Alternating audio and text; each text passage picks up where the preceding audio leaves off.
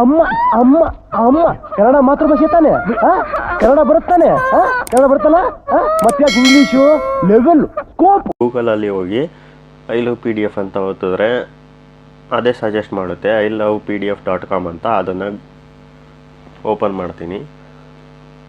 I love PDF ಇದರಲ್ಲಿ ನಿಮಗೆ ಏನೇನು ಆಪ್ಷನ್ ಇದೆ, ಎಲ್ಲ PDF ಗೆ ರಿಲೇಟೆಡ್ ಆಗಿರೋ ಎಲ್ಲ ಟೂಲ್ಸ್ ಕೂಡ ಇದರಲ್ಲಿ ಇದೆ.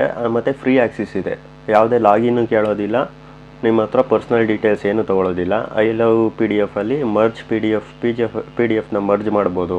ಅಂದರೆ 2-3 ಡಾಕ್ಯುಮೆಂಟ್ಸ್ ಇದ್ದರೆ ಅದನ್ನು ಈಸಿಯಾಗಿ ಮರ್ಜ್ ಮಾಡ್ಬೋದು.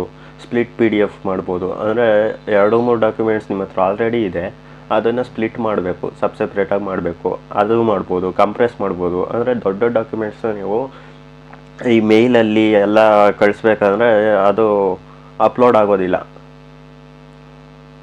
ಅಂಥ ಟೈಮ್ನಲ್ಲಿ ನೀವು ಕಂಪ್ರೆಸ್ ಮಾಡಿಬಿಟ್ಟು, ಯೂಶಲಿ ನಾವು ಜಿಪ್ ಫೋಲ್ಡರ್ ಮಾಡ್ತೀವಿ, ಅದರಲ್ಲೂ ಕೂಡ ಆಗಿಲ್ಲ ಅಂದರೆ ಕಂಪ್ರೆಸ್ PDF ಮಾಡ್ಬೋದು.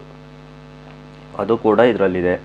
PDF ಟು ವರ್ಡ್ ಅಂದರೆ ನಿಮ್ಮ ಹತ್ರ PDF ಡಾಕ್ಯುಮೆಂಟ್ ಇದೆ, ಅದನ್ನು ಈಸಿಯಾಗಿ ವರ್ಡ್ ಎಡಿಟಬಲ್ ಫಾರ್ಮ್ಯಾಟ್ಗೆ ನೀವು ಕನ್ವರ್ಟ್ ಮಾಡಬೇಕಂದ್ರೆ ವರ್ಡ್ಗೆ ಕನ್ವರ್ಟ್ ಮಾಡ್ಕೋಬೋದು.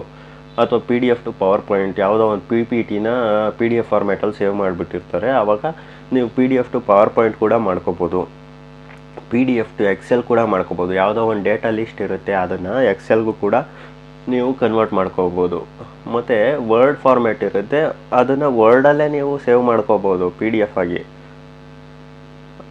ಗೊತ್ತಿಲ್ಲ ಅಂದರೆ ಇದರಲ್ಲಿ ವರ್ಡಿಂದ PDFಗೂ ಮಾಡ್ಕೋಬೋದು. ಅದೆಲ್ಲ ಉಲ್ಟನೂ ಮಾಡ್ಕೋಬೋದು. ಇವಾಗ ಪವರ್ ಪಾಯಿಂಟ್ ಟು PDF ಮಾಡ್ಕೋಬೋದು, ಎಕ್ಸೆಲ್ ಟು PDF ಮಾಡ್ಕೋಬೋದು.